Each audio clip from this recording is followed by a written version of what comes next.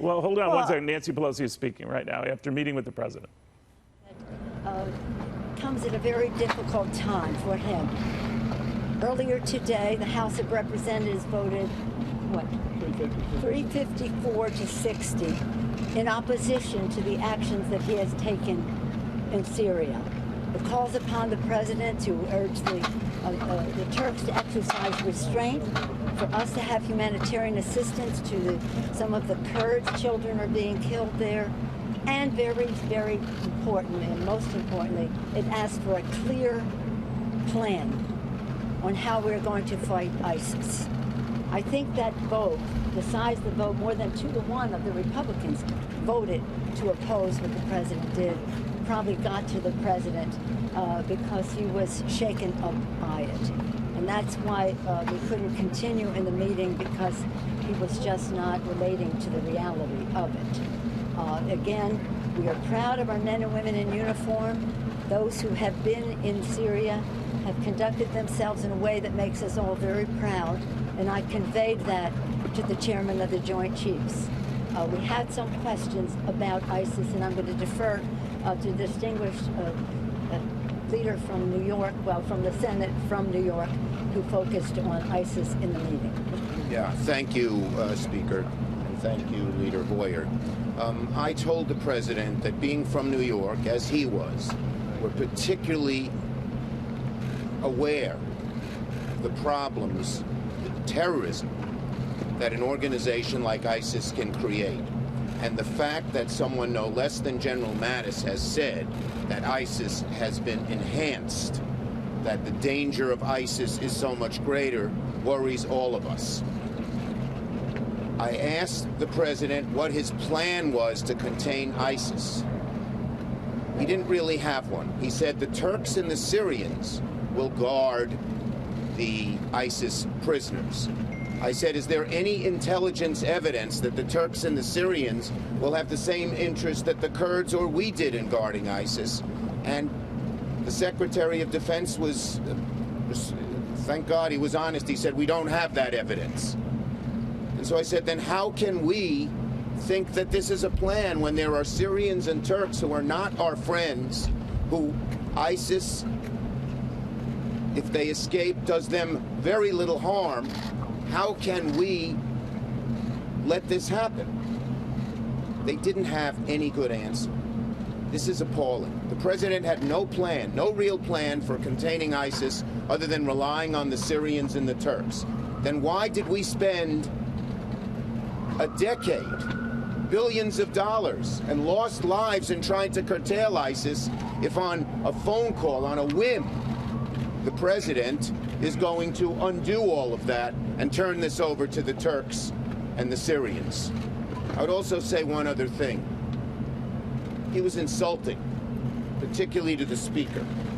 She kept her cool completely, but he called her a third-rate politician. He said that there are communists involved and you guys might like that. I mean, this was not a dialogue. It was sort of a diatribe, a nasty diatribe, not focused on the facts, particularly the fact of how to curtail ISIS, a terrorist organization that aims to hurt the United States in our homeland. STENY. Just briefly, you're going to hear the president say we walked out. We were offended deeply by his treatment of the Speaker of the House of Representatives. The president, in my view, has created a crisis in the Middle East, a crisis that undermines the world's confidence in America. This crisis required a rational, reasonable discussion between those of us who have been elected by the American people to set policy.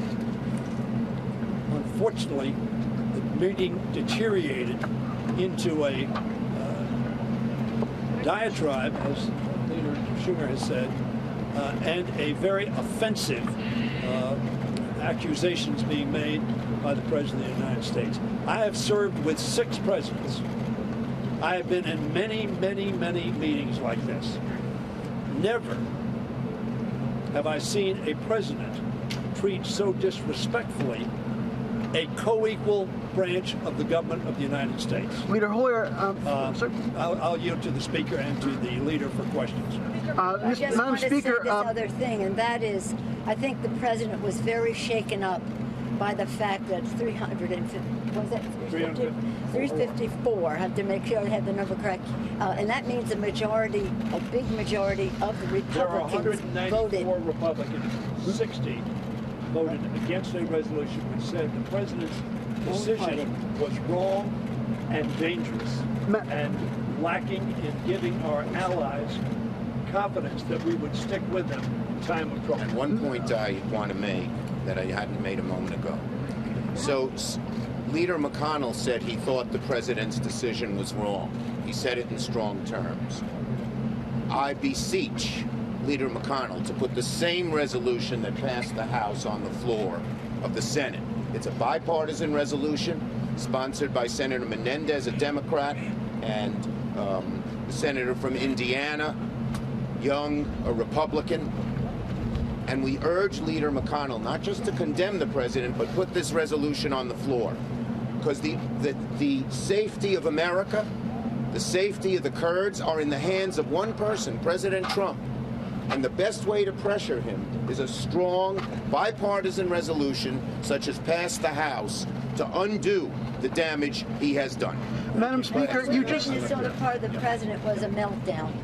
Sad to say. Madam Speaker, you just said the president is not relaying to... It did not come up. No, it did not come up. It did not come up. But he called you a communist? He didn't call us. Madam Speaker, you just said earlier that... Just clarify that. He said the communists are taking over. Some of ISIS were communists, and you...